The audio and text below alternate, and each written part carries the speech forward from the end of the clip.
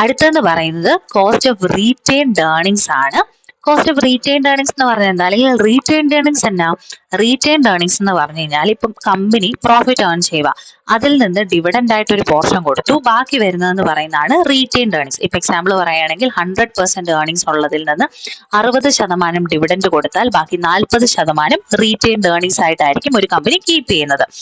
പക്ഷേ ഈ പറയുന്ന റീറ്റെയിൻഡ് ഏർണിംഗ്സ് എന്ന് പറയുന്നത് ഒരിക്കലും ഒരു ഫ്രീ ഫണ്ട് അല്ല. കാരണം എന്നാ, ഡിവിഡൻഡ് കൊടുക്കുമായിരുന്നു എന്നുണ്ടെങ്കിൽ ഷെയർ ഹോൾഡേഴ്സ് ആ ഒരു എമൗണ്ടും കൂടെ ഇൻവെസ്റ്റ് ചെയ്യുമായിരുന്നു. അതായത് റീറ്റെയിൻഡ് ഏർണിംഗ്സ് ആയിട്ട് വെക്കാതെ ഡിവിഡൻഡ് ആയിട്ട് മൊത്തം 100% കൊടുക്കുമായിരുന്നു എന്നുണ്ടെങ്കിൽ ഷെയർ ഹോൾഡേഴ്സ് അത് ഇൻവെസ്റ്റ് ചെയ്യുകയും അതിൽ നിന്ന് റിട്ടേൺ കിട്ടുകയും ചെയ്യുമായിരുന്നു. അപ്പം ഷെയർ ഹോൾഡേഴ്സിനെ സംബന്ധിച്ച് റീറ്റെയിൻഡ് ഏർണിംഗ്സ് ആയിട്ട് മാറ്റി വെക്കുന്ന എമൗണ്ട് എന്ന് പറയുന്നത് എപ്പോഴും ഒരു ഓപ്പർച്യൂണിറ്റി ലോസാണ്. ആ ഓപ്പർച്യൂണിറ്റി ലോസിനെയാണ് നമ്മളിവിടെ കോസ്റ്റ് ഓഫ് റീറ്റെയിൻഡ് ഏർണിംഗ്സ് എന്നതുകൊണ്ട് ഉദ്ദേശിക്കുന്നത്. അപ്പം ഇതിന് ഇക്വേഷൻ എന്ന് പറയുന്നത് KR is equal to EPS into 1 minus T into 1 minus B whole divided by MB ആണ്. ഈ EPS by MB എന്ന് പറയുന്നത് നമ്മൾ നേരത്തെ already equity, cost of equity capital പഠിച്ചപ്പം ഏർണിംഗ്സ് പ്രൈസ് മെത്തേഡിന്റെ ഇക്വേഷൻ അല്ലേ EPS by MB, അല്ലെങ്കിൽ E by P എന്ന് പറയുന്ന ഇക്വേഷൻ തന്നെ അല്ലേ ഇവർ എക്സ്റ്റെൻഡ് ചെയ്ത് EPS by MP എന്ന് പറഞ്ഞ് കൊടുത്തേക്കുന്നത്. അതുകൊണ്ട് തന്നെ അതിൽ നിന്നാണ്, അതായത് EPS by MP എന്ന് പറയുന്നതാണ് നമ്മുടെ കോസ്റ്റ് ഓഫ് ഇക്വിറ്റി. അങ്ങനെയാണ് ഇവിടെ KE വരുന്നത്. K into 1 minus T into 1 minus B എന്ന് പറയുന്നത് വരുന്നത്. ഫോർമുല ഒന്നുകൂടെ ഒന്ന് നോക്കിക്കഴിഞ്ഞാൽ കൃത്യമായിട്ട് മനസ്സിലാവും. EPS by MPS എന്ന് പറയുന്നത് ഏർണിംഗ്സ് ഈൽഡ് ചെയ്യുന്നത് പോലെ തന്നെയാണ്. പിന്നെ 1 മൈനസ് T എന്ന് പറയുന്നതുമായിട്ട് നമ്മൾ മൾട്ടിപ്ലൈ ചെയ്യുന്നുണ്ട്. കാരണം എന്താന്ന് വെച്ച് കഴിഞ്ഞാൽ ഷെയർ ഹോൾഡറിന് ഡിവിഡൻഡ് കിട്ടിയാൽ ഉറപ്പായിട്ടും ടാക്സ് കൊടുക്കേണ്ടി വരും. പിന്നെ 1 മൈനസ് B എന്ന് പറയുന്നത് ഡിവിഡൻഡ് ഇൻവെസ്റ്റ് ചെയ്യുന്ന സമയത്ത് ബ്രോക്കറേജും കൊടുക്കേണ്ടി വരും. അതുകൊണ്ടാണ് അവിടെ 1 മൈനസ് Tയും 1 മൈനസ് Bയും തമ്മിൽ മൾട്ടിപ്ലൈ ചെയ്യുന്നത്. അത് മനസ്സിലായല്ലോ എങ്ങനെ ഇക്വേഷൻ വന്നതെന്ന്. EPSഉം ഡിവൈഡഡ് ബൈ MP എന്ന് പറയുന്നത് ഏർണിംഗ്സ് ഈൽഡ് പോലെ തന്നെയാണ്. 1 മൈനസ് T വരുന്നതിന്റെ കാര്യം എന്താന്ന് വെച്ച് കഴിഞ്ഞാൽ ഷെയർ ഹോൾഡറിന് ഡിവിഡൻഡ് കിട്ടിക്കഴിഞ്ഞാൽ ഉറപ്പായിട്ടും അവിടെ ടാക്സ് കൊടുക്കേണ്ടി വരും. കാരണം എന്നാ, ടാക്സ് ഷീൽഡ് ഇല്ലാത്തതാണ് ഡിവിഡൻഡ് കിട്ടുന്നത്. അവർക്ക് ഇൻകം ആയിട്ട് കിട്ടുന്ന ഒരു എമൗണ്ട് ഷെയർ ഹോൾഡറിന്, അപ്പൊ അതിൽ നിന്ന് ഉറപ്പായിട്ടും ടാക്സ് കൊടുക്കേണ്ടി വരും. 1 മൈനസ് B എന്ന് പറയുന്നതിന്റെ കാരണം ഡിവിഡൻഡ് ഇൻവെസ്റ്റ് ചെയ്യും, റീ ഇൻവെസ്റ്റ് ചെയ്യുന്ന സമയത്ത് ബ്രോക്കറേജ് എന്ന് പറയുന്നത് കയറി വരും. അതുകൊണ്ടാണ് 1 മൈനസ് B യുമായിട്ട് മൾട്ടിപ്ലൈ ചെയ്യുന്നത്. അപ്പം ടാക്സും ബ്രോക്കറേജും കഴിഞ്ഞ് ഷെയർ ഹോൾഡറിന് കിട്ടുന്ന ആക്ച്വൽ റിട്ടേൺ ആണ് റീറ്റെയിൻഡ് ഏർണിംഗ്സിന്റെ കോസ്റ്റ്, അല്ലെങ്കിൽ കോസ്റ്റ് ഓഫ് റീറ്റെയിൻഡ് ഏർണിംഗ്സ് എന്ന് പറയുന്നത് അങ്ങനെയാണ് വരുന്നത്. അത് മനസ്സിലായല്ലോ.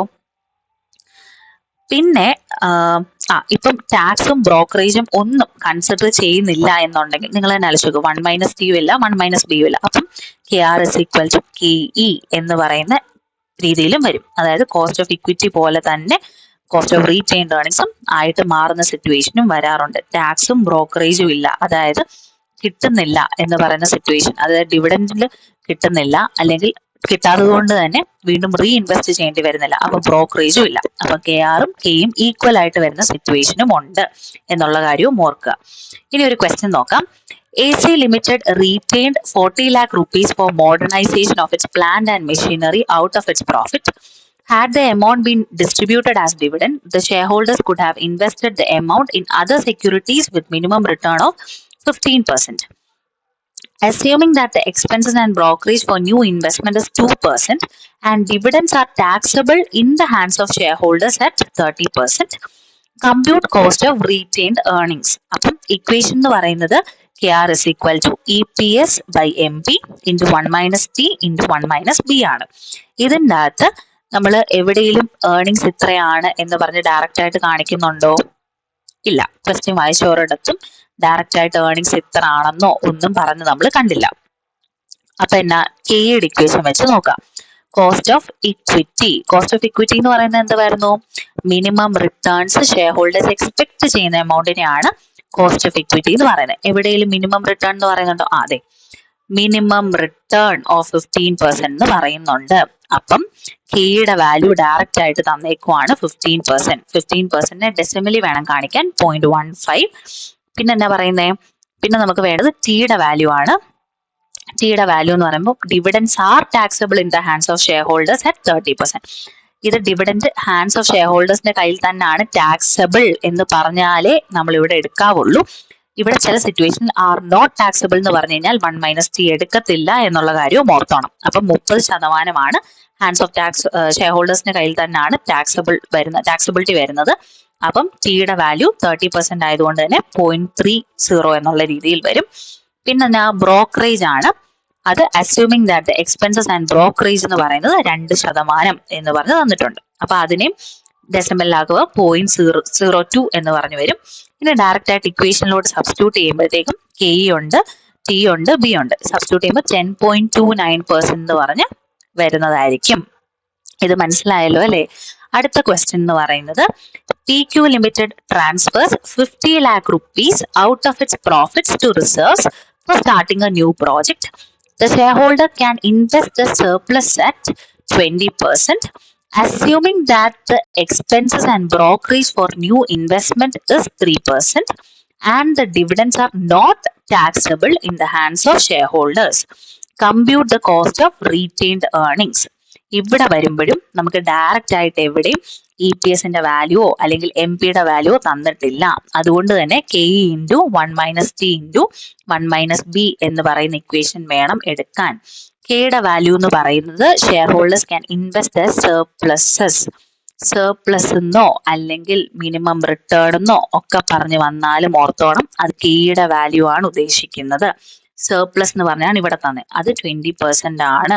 അപ്പം ഇൻവെസ്റ്റ് ചെയ്യാനായിട്ട് പോവാണ്, റീഇൻവെസ്റ്റ് ചെയ്യുന്ന എമൗണ്ട് ആയിട്ടാണ് കാണിക്കുന്നത്. അതും സർപ്ലസ് ആയിട്ട് ഇത്ര എമൗണ്ട് ഉണ്ടെന്ന്. അപ്പം അതാണ് KE, കോസ്റ്റ് ഓഫ് ഇക്വിറ്റി 0.20 എന്ന് കാണിക്കുക.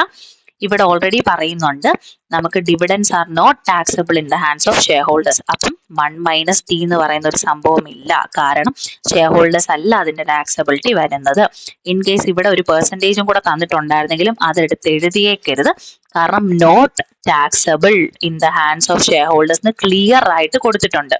അപ്പം ഈ 1 - T ഇല്ല. പിന്നെ 1 - B ആണ് നോക്കാനുള്ളത്. Assuming that the expenses and brokerage for new investment is 3%, 3%. അപ്പൊ 1 - Bയുടെ അവിടെ ബിയുടെ വാല്യൂ 3%, 0.03 എന്നുള്ള രീതിയിൽ കൊടുക്കണം. 1 - T ഇല്ല, 1 - B മാത്രമേ ഉള്ളൂ. അങ്ങനെ വരുന്ന വാല്യൂ ആണ് 19.44% എന്ന് പറയുന്നത്. ഈ 2 ക്വസ്റ്റ്യനും മനസ്സിലായി എന്ന് വിശ്വസിക്കുന്നു. ഇതുപോലാണ് റീറ്റെയിൻഡ് ഏർണിംഗ്സിന്റെ ക്വസ്റ്റ്യൻസ് വരുമ്പോഴത്തേക്കും ചെയ്യേണ്ടത്.